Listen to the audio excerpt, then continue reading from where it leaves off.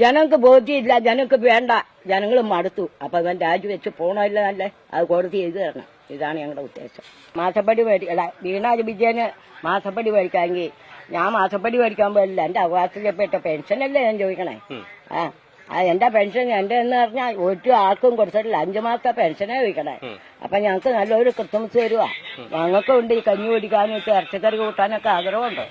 അത് രാഷ്ട്രീയം എന്ന് പറഞ്ഞാൽ രാഷ്ട്രീയം അത് പിണറായിയുടെ കുട്ടര രാഷ്ട്രീയം കളിക്കണം.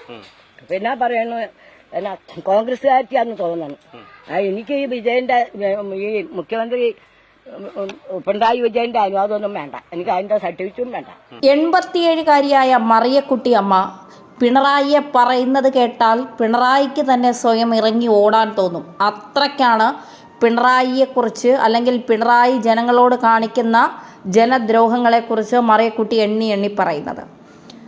പിണറായിയെ മാത്രമല്ല, ഭാര്യ കമലയെയും മകൾ വീണ വിജയനെയും ഒന്നും മറിയക്കുട്ടി അമ്മ വെറുതെ വിടുന്നില്ല. വീണയ്ക്ക് മാസപ്പടി വാങ്ങാമെങ്കിൽ എനിക്കെൻ്റെ പെൻഷൻ ഇങ്ങ് താ പിണറായി എന്നാണ് പറയുന്നത്. കമലയ്ക്ക് ജീൻസ് ഇടാമെങ്കിൽ എനിക്ക് അരിയും പെൻഷനും വാങ്ങാനുള്ള പണവും പിണറായിക്ക് തരാം എന്നാണ് മറിയക്കുട്ടി പറയുന്നത്. എന്തായാലും മറിയക്കുട്ടിയുടെ വാക്കുകൾ, മറിയക്കുട്ടി പറയുന്ന ഓരോ കാര്യങ്ങൾ പിണറായിയെയും സഹാക്കന്മാരെയും നന്നായി ഭയപ്പെടുത്തുന്നുണ്ട്.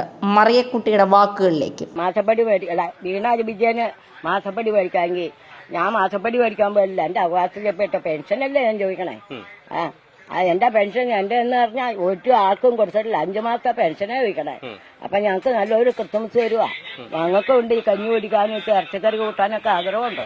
അത് രാഷ്ട്രീയം എന്ന് പറഞ്ഞാൽ രാഷ്ട്രീയം അത് പിണറായിയുടെ കുട്ടര രാഷ്ട്രീയം കളിക്കണം. പിന്നെ പറയുന്നു എന്നാ കോൺഗ്രസ്സുകാരിയാന്ന് തോന്നുന്നു. എനിക്ക് ഈ വിജയന്റെ ഈ മുഖ്യമന്ത്രി പിണറായി വിജയന്റെ അനുവാദമൊന്നും വേണ്ട, എനിക്ക് അതിന്റെ സർട്ടിഫിക്കറ്റും വേണ്ട. അത് എനിക്ക് ഇഷ്ടമുള്ള പാർട്ടിയിൽ പോകും. അത് തടയാൻ പോരണ്ട, അത് നടക്കാനും പോണില്ല. അത് മുഖ്യമന്ത്രി ആയത് ഞങ്ങളെ രാഷ്ട്രീയം പഠിപ്പിക്കൊന്നും വേണ്ട. അത് തന്നെയല്ല, ഞങ്ങൾ വലഞ്ഞു. ഒരു കടയിൽ ഒരു സാധനം മേടിക്കാൻ നിവൃത്തിയില്ല. തീ പിടിച്ച വില. മാവേലി സ്റ്റോറിലാണെങ്കിൽ ഒന്നുമില്ല, റേഷൻ കടയിൽ ഒന്നുമില്ല. അപ്പൊ ഈ രീതിയിൽ നടത്തിയ ഈ വിനോദയാത്ര നടത്തും. ഒരു ഉപ്പും മുളകും മേടിക്കാൻ റോഡിൽ ഇറങ്ങാനും പറ്റിയല്ല. അവരുടെ ഗുണ്ടകളുടെ കളിയാ. അപ്പൊ കല്ലെടുക്കണോ വാളെടുക്കണോ. ഈ പിണറായി ഈ വിനോദയാത്ര തുടങ്ങിയ പിന്നെ വഴിയിൽ നടക്കാൻ നിവൃത്തിയില്ല. അപ്പൊ ഇത് രാഷ്ട്രീയം എന്ന് പറഞ്ഞാൽ അല്ലെങ്കിൽ നമുക്ക് ഇവിടെ വാർത്തയിൽ കാണാമല്ലോ, വീടുകളിൽ തകർക്കല്, ആൾക്കാരെ തല്ലി തകർക്കല്, ചെത്തത്തി മുക്കണ, ഇതെല്ലാം രാഷ്ട്രീയമാണോ?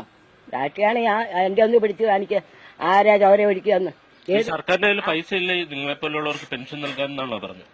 ഇല്ലെങ്കിൽ ഇറങ്ങിപ്പോട്ടെ. ഈ ബക്കറ്റ് പിരിവ് നടത്തിയിട്ടുണ്ട്. ഈ കാണാവുന്ന കട കയറും ബക്കറ്റ് കൊണ്ട് കയറി 1000 രൂപ കൊടുത്ത് അവർക്ക് 10,000 20,000 അവരെ കടയിൽ ചോദിക്കണം ബക്കറ്റ് പിരിവ്. ആ ബക്കറ്റ് പിരിവ് കൊടുത്തില്ല, കട തകർക്കും. ആ മീൻ വിറ്റുകൊണ്ടിരുന്ന ബാലത്തിൽ 10-15 കിലോ മീൻ വെച്ചു.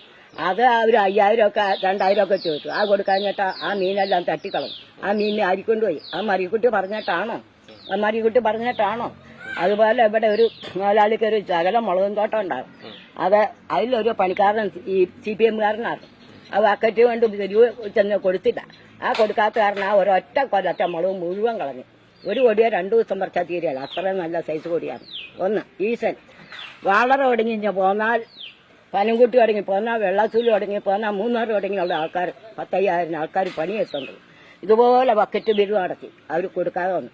അല്ല, കൊടുത്തിട്ട് അത് തൃപ്തിയാകുന്നില്ല. ലാസ്റ്റ് അവരുടെ വീട്ടിലേക്ക് ജാതിയാൻ പോയി. അവിടെ കോൺഗ്രസ് അവിടെ നിയന്ത്രിച്ചിട്ട് നിൽക്കാഞ്ഞിട്ട് BJP-ക്കാർ അവരെ രക്ഷിച്ച BJP-ക്കാർ. അവിടെ നിന്ന് ഇവര് പിന്നെ വീട് കേൾക്കാൻ കിട്ടാഞ്ഞിട്ടാണ് പിന്നെ അവരുടെ ഓഫീസിലേക്ക് ഒരു കൊല്ലത്തോളം പന്തലിട്ട് വന്നു. ഒരു കൊല്ലം ആ കമ്പനി തകർത്തു. ഇപ്പൊ ജനങ്ങൾക്ക് ഒരു പണിയില്ല, തെണ്ടി തിരിഞ്ഞ 4 കരയക്കടിയും പോയിക്കൊണ്ടിരിക്കുക. അത് മറിയക്കുട്ടിയുടെ രാഷ്ട്രീയമാണോ? അതാ ഞാൻ ചോദിക്കണം. അവിടെ തെളിവുള്ള കാര്യമല്ലേ. മറിയക്കുട്ടി രാഷ്ട്രീയം ഒന്നല്ല വിളിക്കണം, കണ്ട കാര്യമാണ് പറയണത്. അതുപോലെ ഇപ്പൊ ഇവിടെ ഈ അടിമാലി കരയെ ജീവിക്കാൻ മാർഗമില്ല. അതുകൊണ്ട് പിള്ളേരൊക്കെ ഏതോ തമിഴ്നാട്ടിലൂടെയൊക്കെ പോയി എരുപ്പനി പിടിച്ചു വരുക. കണ്ട ചായക്കടയൊക്കെ ക്ലാസ് കഴിക്കല്, പാത്രം കഴിക്കല്. അത് ഈ BS പഠിച്ച പിള്ളേരെ, MA പഠിച്ച പിള്ളേരൊക്കെ കഴിയണേ. ഇവര് സ്വന്തക്കും എന്തൊക്കെ ജോലി കൊടുക്കണ്ട്. ഇവരെ തൂപ്പുകാർക്ക് വരെ ഉണ്ട്. ഇത് മറിയക്കുട്ടിയാണ് അതിന്റെ നിയന്ത്രിച്ചാണ്. മറിയക്കുട്ടി പറഞ്ഞിട്ടാണ് ഈ പിണറായി ഇങ്ങനെ കളിക്കണത്. ഇതിപ്പോ വൈകിട്ട് കേസ് വീണ്ടും പരിഗണിക്കുന്നുണ്ടോ? അന്നേരം കോടതി ഒരു അനുകൂലമായിട്ട് എല്ലാവർക്കും ഗുണം കിട്ടുന്ന രീതിയിൽ ഒരു ഉത്തരവ് വരുമെന്ന് പ്രതീക്ഷിക്കുന്നുണ്ടോ? ഉണ്ട്. ഇത് കോടതി ഉത്തരവ് വരും, നല്ല ഉത്തരവ് വരും. നല്ല ഉത്തരവ് കിട്ടും, നല്ല ബോധ്യമുണ്ട്. അല്ലെങ്കിൽ ഇവനെ ഇറങ്ങിപ്പോട്ടെ. ആ കോടതിക്ക് നിയമമുണ്ടല്ലോ, ആ കോടതി ഇവനെ ഇറക്കി വിടട്ടെ. അതായി ചെയ്യേണ്ട.